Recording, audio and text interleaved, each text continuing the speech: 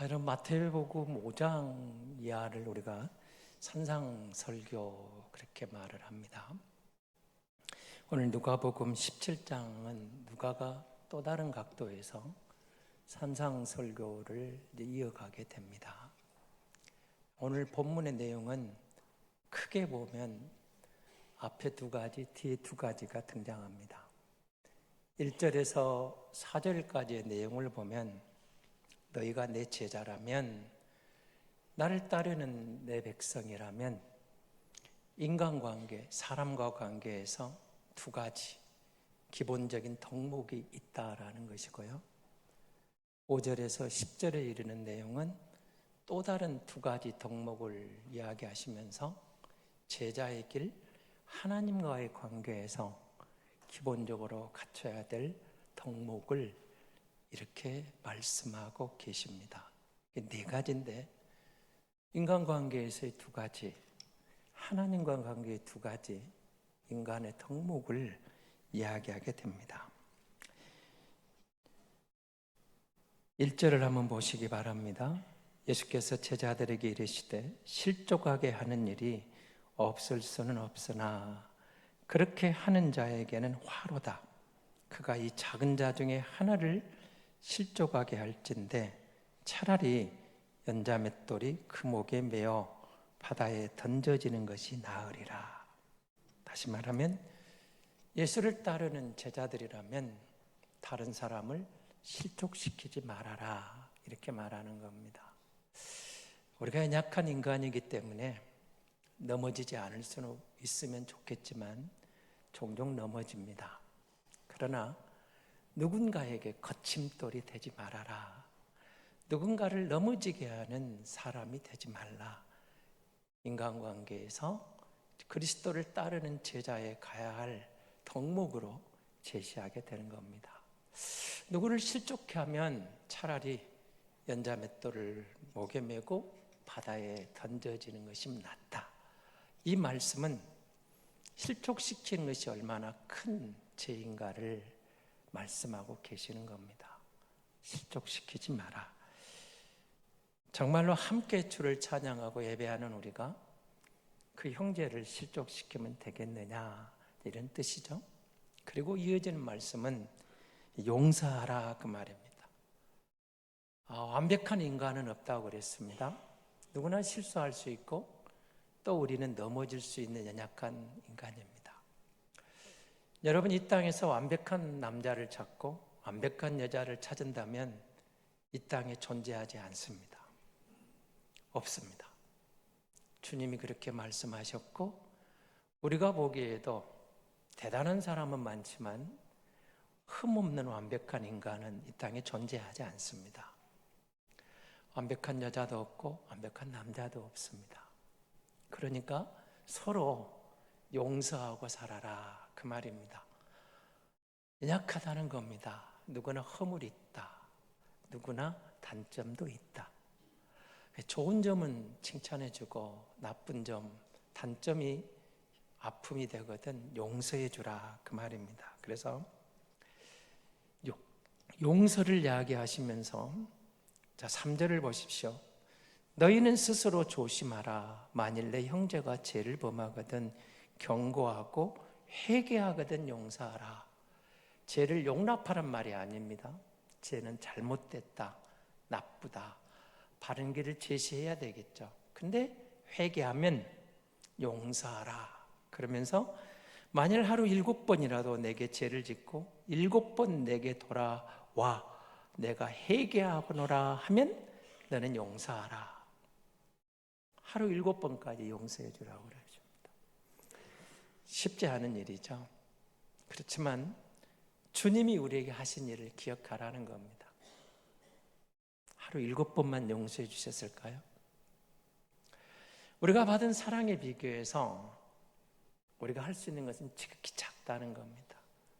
인간관계, 여러분, 우리가 이 땅에 살아가면서 겪고 있는 모든 문제가 사실은 인간관계입니다. 지금 여러분이 마음에 갖고 있는 그 문제도, 힘들어하는 그 사건도 사람과의 관계입니다. 우리가 무슨 애완견과의 관계라면 그냥 간식 하나 던져주면 끝나겠죠. 인간관계입니다. 지금 여러분이 겪고 있는 아픔도 제가 겪고 있는 문제도 모든 것이 사실은 인간관계입니다. 주님은 두 가지를 제시했어요. 실족시키지 않도록 조심하고 용서하라. 너 자신이 완벽하지 않은 것처럼 완벽한 사람은 없다. 그러니 이웃을 보면서도 회개하면 용서할 수 있는 마음, 용서할 수 있고 용서받을 수 있고, 용서하라, 용서받으라. 그러면 그가 바른 길 걸을 수 있지 않겠느냐. 또 다른 기회를 주라. 뭐 그런 말씀입니다. 그리고 이어지는 말씀은 하나님의 관계에서 5절입니다. 사도들이 주께 여짜오되 우리에게 믿음을 더하소서. 여러분, 믿음이 있는 사람들이죠. 그런데 하나님의 관점은 조금 다릅니다. 믿음에 대한 이야기를 하시면서 겨자씨만한 믿음을 이야기합니다. 겨자씨는 뭐 우리 애들이 하는 말로 하면 눈꽃만하다, 그렇게 보면 되겠죠. 지극히 작은 믿음. 내가 믿음이 있는 사람인가? 여러분은 참 믿음이 큰 사람들이시죠. 우리가 뒤돌아보면 문득 내가 참 믿음이 없구나, 그럴 때가 많습니다. 제 자신을 돌아봐도 내 믿음이 이 정도밖에 안 되는가, 그럴 때가 참 많습니다. 믿음이 작구나, 믿음이 없구나. 근데 하나님께 믿음을 구하라는 겁니다. 왜냐하면 믿음은 하나님의 선물입니다. 우리에게 들어오는 작은 믿음 하나라도 하나님이 허락하지 않으면 믿음이 안 생긴다는 거예요. 눈꽃만한 믿음이라도. 그래서 하나님께 구할 때는 제자는 내게 믿음을 더하여 주소서. 하나님, 제 마음에 믿음을 주세요. 깨닫는 마음, 보는 눈, 듣는 귀를 열어주셔서 그 말씀이 내 마음속에서 살아나고 그 말씀을 믿고 신뢰하고 순종할 수 있는 믿음을 허락해 주세요. 믿음을 구하라는 겁니다. 그래서 믿음은 하나님이 주실 때 그 믿음이 큰 능력이 동반된다는 겁니다. 겨자씨만한 믿음만 있어도 뽕나무들어 명하여 저 바다에 빠지라 하니까 빠지는 믿음, 놀랍지 않습니까? 지극히 작은 믿음만 있어도 하나님이 주시는 믿음은 능력이 있다는 겁니다. 그래서 믿음을 구하라. 믿음 없이는 불가능하잖아요. 살아가는 것도 믿음으로 섬기는 것 다 불가능한 것이죠. 그리고 뒤에 이어지는 이제 종에 대한 이야기가 등장하거든요. 두 번째 이야기는 겸손에 대한 이야기입니다. 여러분, 하나님의 아들이 우리에게 오셔서 하신 말씀이 있었죠. 예수 그리스도가 나는 섬기러 왔다고 말씀하십니다. 세상의 왕들은, 세상의 권력자들은 높임을 받고 섬김을 받으러 왔지만 나는 너희를 섬기러 왔다. 그리고 가장 높은 하늘 영광을 버리고 가장 낮은 자로 내려왔지 않았느냐. 너희가 나를 따르려면 나와 같이, 그러면서 나와 같이 겸손하게 섬기는 자가 되라. 종이 비유를 드는 거예요. 뭐 우리 시대에는 종이 없습니다만 그 당시 시대적 상황을 여러분이 상상을 해보시면서 이해를 하시면 좋을 것 같습니다. 밭에 나가서 일을 하고 종이 돌아왔어요. 그럼 주인이 야, 너 참 잘했다, 수고했다. 이제 내가 준비한 이 밥상에 앉아 나와 같이 밥을 먹자. 그럴 주인이 어디 있느냐는 겁니다. 집에서 돌아왔는데 이 종에게 허리에 띠를 띠고 주인의 밥상을 챙기고 주인이 밥을 다 먹도록 기다린 다음에 밥을 먹는 게 당연하지 않냐. 그리고 그 종이 수고했다고 칭찬하고 감사하는 주인이 어디 있느냐. 마땅히 한 것을 그렇게 비유를 하고 있거든요. 그래서 여러분, 이 말씀은 그 다음 말씀을 여러분 주목해 보셔야 됩니다. 우리가 정말로 주님을 따를 때 여러분 7절부터 10절까지는 같이 한번 읽었으면 좋겠는데요. 같이 봅니다. 너희 중 누구에게 밭을 갈거나 양을 치거나 하는 종이 있어 밭에서 돌아오면 그더러 곧 와 앉아서 먹으라 말할 자가 있느냐? 도리어 그더러 내 먹을 것을 준비하고 띠를 띠고 내가 먹고 마시는 동안에 수종 들고 너는 그 후에 먹고 마시라 하지 않겠느냐? 명한 대로 하였다고 종에게 감사하겠느냐? 이와 같이 너희도 명령받은 것을 다 행한 후에 이르기를 우리는 무익한 종이라 우리가 해야 할 일을 한 것뿐이라 할지니라.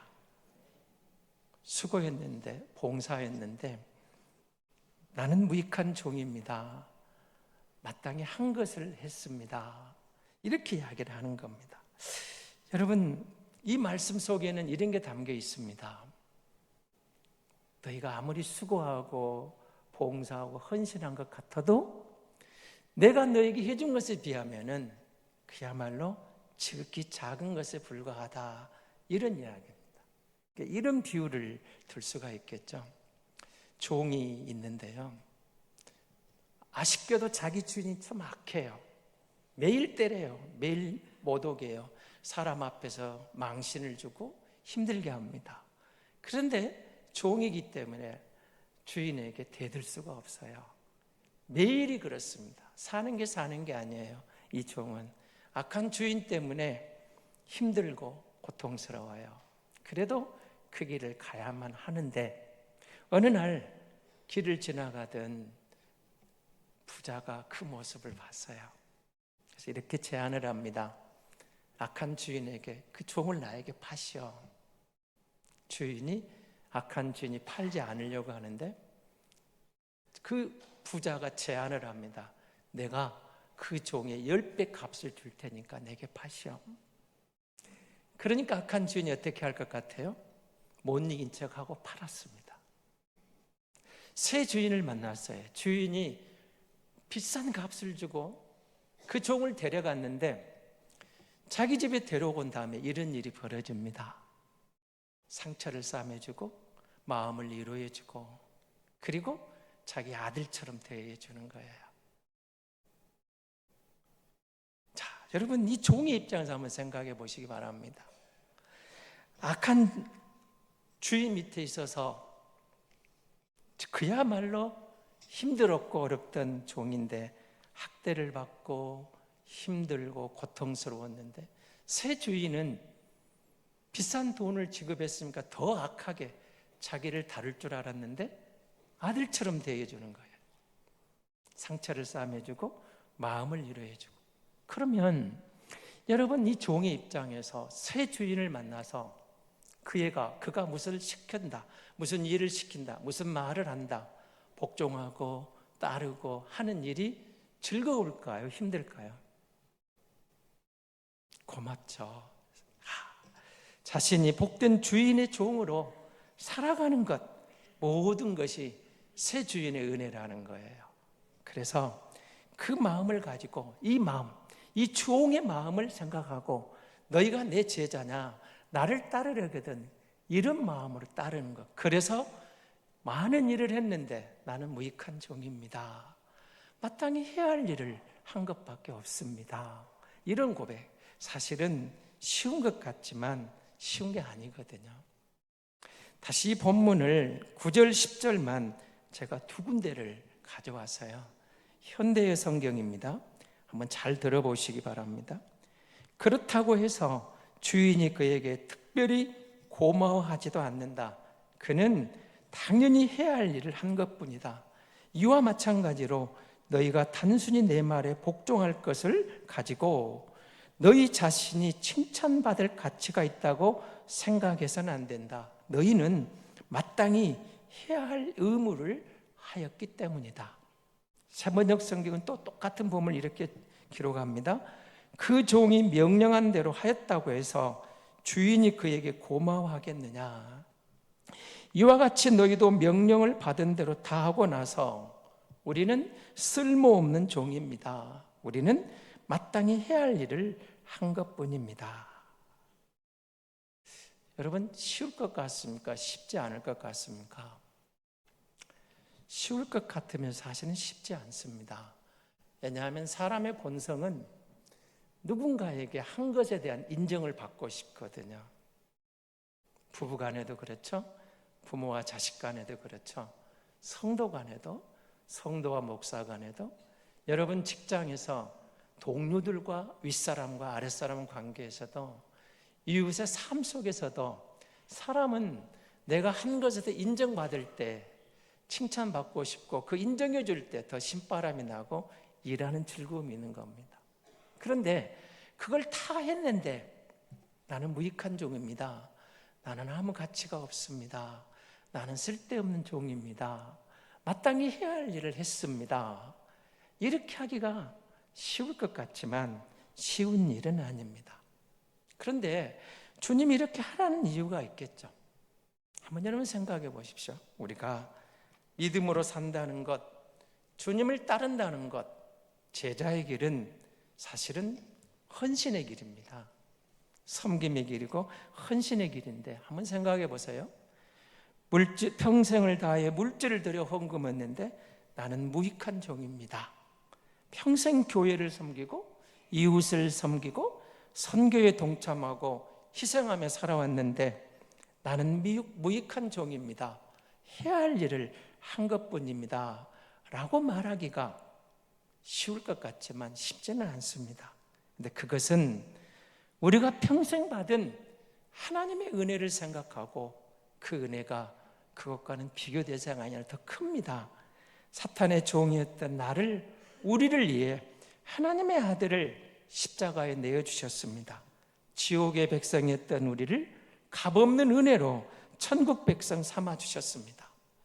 충성되지도 못한 종을 충성되이 여겨 일생 하나님의 일에 사용해 주셨습니다. 그 은혜가 너무나 크고 갚을 길이 없다는 것을 아는 제자는, 성도는 충성한 후에 나는 무익한 종이라 라고 말할 수가 있는 것입니다. 제자의 복은 자신이 예수님의 종이며 주인보다 높지 못하다는 것을 알고 그대로 실천하는 데 있다는 것이죠. 아무리 섬기고 또 섬겨도 자기는 자랑할 것이 없는 무익한 종이라는 사실을 항상 잊지 않는 데서 제자의 영광이 따라오게 되어 있는 것입니다. 유명한 아프리카의 선교사, 아프리카의 성자라고 일컬어지는 리빙스톤이 이렇게 자신의 살아온 봉사를 고백을 합니다. 사람들은 내가 일생의 대부분을 아프리카에서 보내며 치른 희생에 대해 이야기합니다.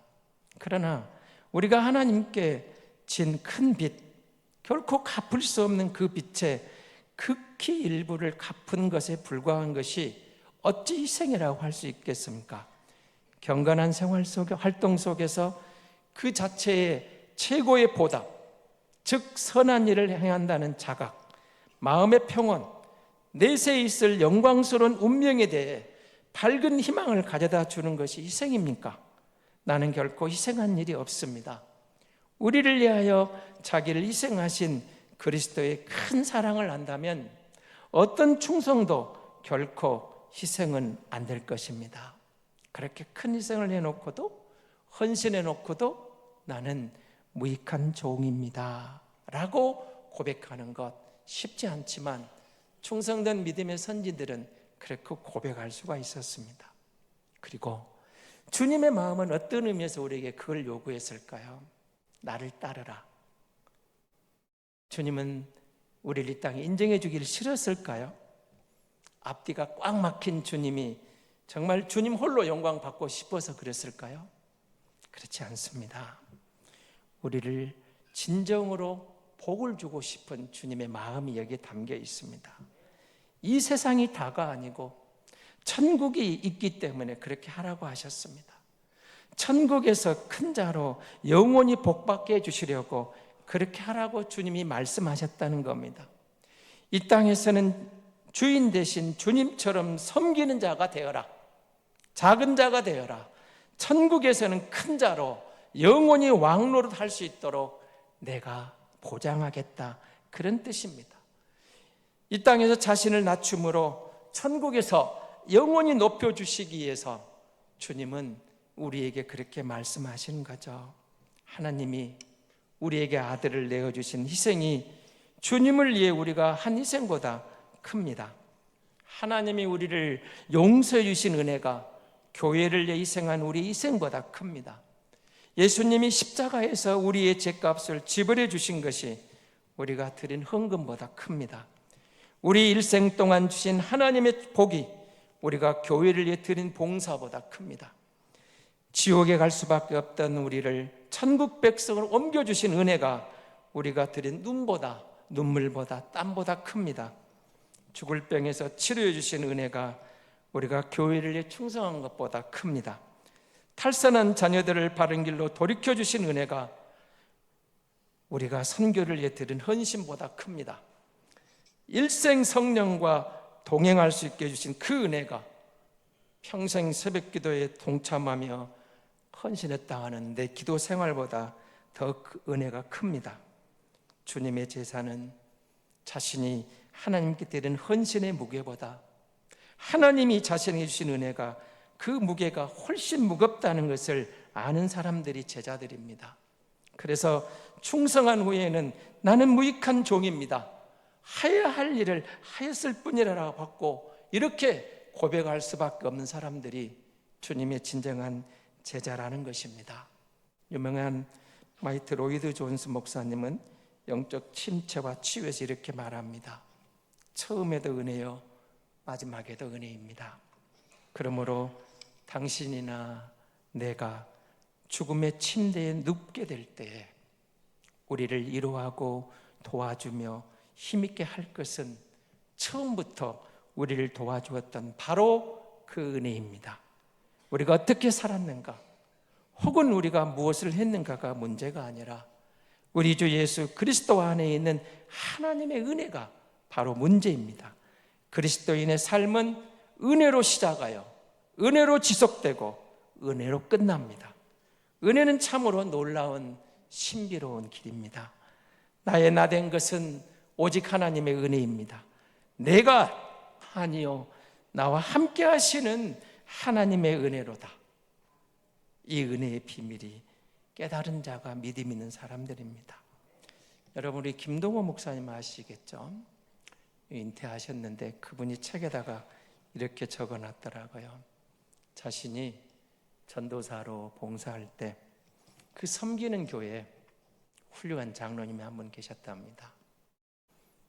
그 교회, 큰 교회 재정에 3분의 1을 몸소 감당했습니다. 대단하시죠? 쉬운 게 아닙니다. 저희 교회 장로님들 중에도 나는 교회 예산의 10분의 1을 헌금하겠습니다, 봉사했다는 간증을 들은 적이 있긴 있습니다. 근데 그분은 3분의 1을 감당했다고 그러더라고요.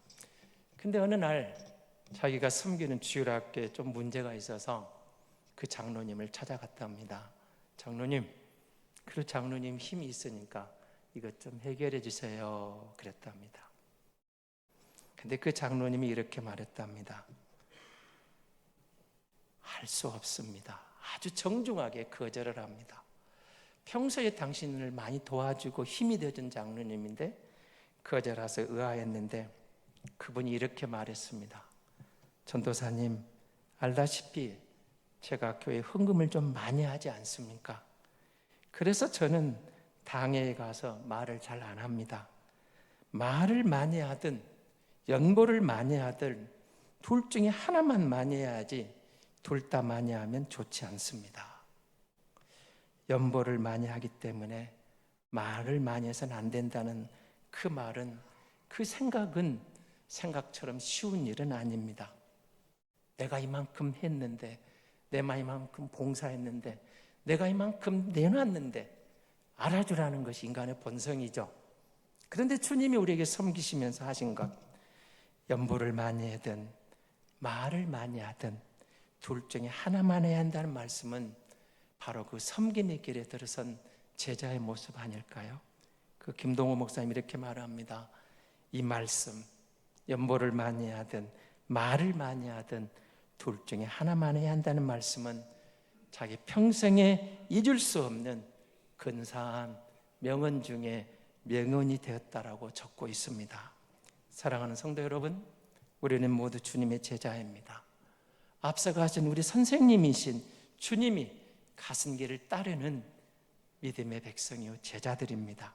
우리 주님은 하나님이시면서도 허물뿐인 나 같은 죄인을 사랑하시고 섬겨주시고 믿음으로 구원받는 은혜를 허락해 주셨습니다. 자기를 낮추고 죽기까지 복종하셨습니다. 그리고 우리에게 말씀하셨습니다. 내 제자이면 나를 따르라고 말입니다. 우리 진짜 예수님 따라가는 예수님의 제자인 진짜 성도인 목사로, 예수님의 제자인 진짜 장로로, 예수님의 제자인 진짜 권사로, 예수 진짜 잘 믿는 집사로, 예수님을 진짜로 믿는 성도로 살아갑시다. 그래서 주님이 재림하실 때 큰 나라를 유업으로 얻는 우리 모두가 될 수 있기를 예수님의 이름으로 축복합니다.